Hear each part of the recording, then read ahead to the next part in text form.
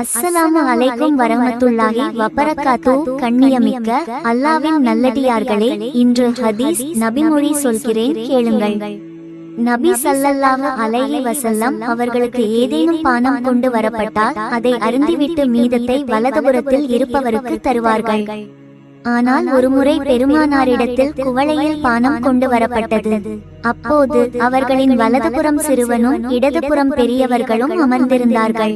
பெரியவர்களுக்கு முதலில் தர வேண்டும் என்று எண்ணி அந்த சிறுவனிடத்தில், இதை நான் இந்த பெரியவர்களுக்கு தரட்டுமா என்று அனுமதி வேண்டினார்கள்.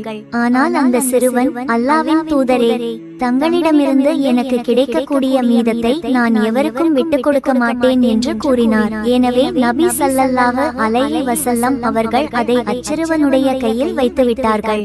அறிவிப்பவர் ஸஹல் பின் ஸஅத் ரலியல்லாஹு அன்ஹு அவர்கள். நூல் ஸஹீஹ் புகாரி, ஹதீஸ் 2351. ஆகையால் அன்பானவர்களே, வலது புறத்திற்கு முக்கியத்துவம் கொடுங்கள். நபி ஸல்லல்லாஹு அலைஹி வஸல்லம் அவர்களின் வழி சொல்லுங்கள்.